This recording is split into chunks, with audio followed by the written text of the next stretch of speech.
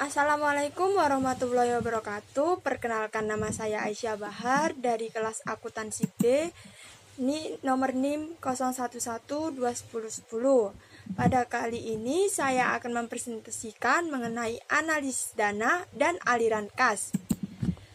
Hal-hal yang akan saya bahas kali ini adalah mengenai apa itu pengertian dari kas dan setara kas.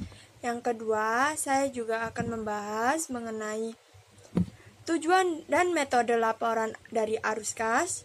Yang ketiga, saya akan mempresentasikan mengenai pengertian kinerja dari keuangan. Dan yang keempat adalah alat analisis rasio laporan arus kas. Pertama, saya akan membahas mengenai apa itu pengertian dari kas dan setara kas. Apa sih kas dan setara kas itu? Kas dan setara kas sendiri menurut PSAK nomor 2, kas terdiri dari saldo kas atau cash on hand dan rekening giro. Sedangkan setara kas adalah cash equivalent, adalah suatu investasi yang sifatnya sangat liquid, berjangka pendek dengan cepat dan dapat dijadikan sebagai kas dalam jumlah tertentu tanpa menghadapi resiko.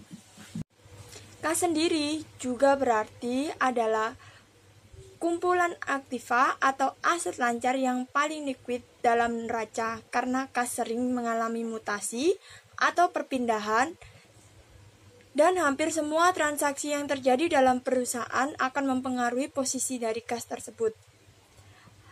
Dalam standar akuntansi keuangan, aset lancar dijelaskan bahwa suatu aset diklasifikasi sebagai aset lancar jika aset tersebut pertama, diperkirakan akan direalisasikan atau dimiliki untuk dijual atau digunakan dalam jangka waktu siklus operasi normal perusahaan. Yang kedua, dimiliki untuk diperdagangkan atau tujuan jangka pendek dan diharapkan direalisasikan dalam jangka waktu 12 bulan dari tanggal neraca. Dan yang ketiga, berupa kas atau setara kas yang penggunaannya tidak dibatasi. Yang kedua, saya akan membahas mengenai apa itu tujuan dari laporan arus kas. Laporan arus kas adalah suatu laporan yang bertujuan untuk memberikan informasi yang relevan tentang penerimaan dan pengeluaran kas atau setara dengan kas dari suatu perusahaan pada suatu periode tertentu dan diklasifikasi menurut aktivitas operasi, investasi, dan pendanaan. Penyusunan laporan arus kas menurut Ikatan Akuntan Indonesia dibagi menjadi 3. Yang pertama, arus kas dari aktivitas operasi. Aktivitas operasi adalah aktivitas penghasil utama pendapatan perusahaan dan aktivitas lain yang bukan merupakan aktivitas investasi dan aktivitas pendanaan. Yang kedua adalah arus kas dari aktivitas investasi. Yang dimaksudkan aktivitas investasi ini adalah perolehan dan pelepasan aktiva jangka panjang serta investasi lain yang tidak termasuk setara dengan kas. Yang ketiga adalah arus kas dari aktivitas pendanaan. Arus kas dari aktivitas pendanaan sendiri adalah aktivitas yang mengakibatkan perubahan dalam jumlah serta komposisi modal dan pinjaman dari perusahaan. Menurut PSAK nomor 2, paragraf 5, aktivitas ini perlu diungkapkan secara terpisah untuk memprediksi klaim terhadap arus kas masa depan oleh para pemasok modal perusahaan. Apa saja metode pelaporan dari arus kas? Menurut PSAK nomor 2, paragraf 17, metode pelaporan dari arus kas terdapat 2 metode, yaitu metode langsung dan metode tidak langsung. Metode langsung sendiri dilaporkan golongan penerimaan kas bruto dari aktivitas operasi dan pengeluaran kas bruto untuk kegiatan operasi.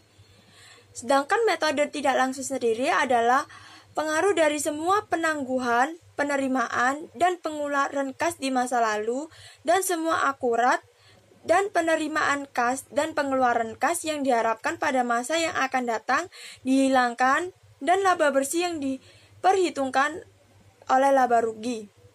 Yang ketiga adalah apa itu pengertian dari kinerja keuangan? Kinerja keuangan adalah suatu analisis yang digunakan untuk melihat sejauh mana suatu perusahaan itu telah melaksanakan kegiatan operasional dari perusahaan dengan menggunakan aturan-aturan pelaksanaan keuangan secara baik dan benar, seperti dengan membuat suatu laporan keuangan yang telah memenuhi standar dan ketentuan dalam SAK atau standar akuntansi keuangan atau GAAP.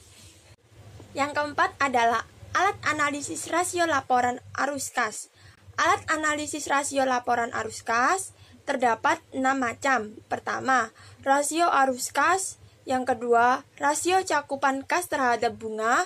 Yang ketiga, rasio cakupan kas terhadap utang lancar. Yang keempat, rasio pengeluaran modal. Yang kelima, rasio total hutang. Dan yang keenam adalah rasio cakupan arus dana. Pertama, rasio arus kas. Rasio arus kas menghitung kemampuan dalam membayar kewajiban lancar. Rasio ini diperoleh dengan membagi kas dibagi dengan kewajiban lancar. Yang kedua adalah rasio cakupan kas terhadap bunga atau biasa disebut CKB. Rasio ini digunakan untuk mengetahui kemampuan perusahaan dalam membayar bunga atas hutang yang telah ada. Rasio ini diperoleh dengan kas ditambah pembayaran bunga dan pembayaran pajak dibagi dengan pembayaran bunga. Yang ketiga adalah rasio cakupan kas terhadap utang lancar. Rasio ini mengukur kemampuan perusahaan dalam membayar hutang lancar berdasarkan kas bersih. Rasio ini diperoleh dengan kas ditambah dengan dividen lalu dibagi dengan hutang lancar. Yang keempat adalah rasio pengeluaran modal. Rasio ini digunakan untuk mengukur modal yang tersedia untuk investasi dan pembayaran hutang yang ada. Rasio ini diperoleh dengan kas yang dibagi dengan pengeluaran modal. Yang kelima adalah rasio hutang. Rasio ini menunjukkan jangka waktu pembayaran hutang oleh perusahaan dengan asumsi semua arus kas operasi yang digunakan untuk membayar hutang. Rasio ini diperoleh dari kas dibagi dengan total hutang. Dengan mengetahui rasio ini, kita bisa menganalisis dalam jangka waktu berapa lama perusahaan akan mampu membayar hutang dengan menggunakan kas yang dihasilkan dari aktivitas perusahaan tersebut. Yang keenam adalah rasio cakupan arus dana.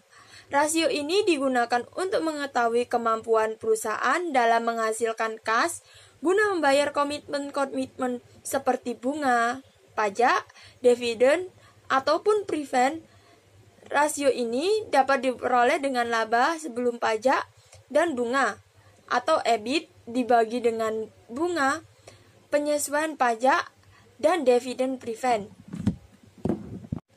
Sekian presentasi dari saya. Bila ada kata atau salah mohon dimaafkan. Wassalamualaikum warahmatullahi wabarakatuh. Terima kasih.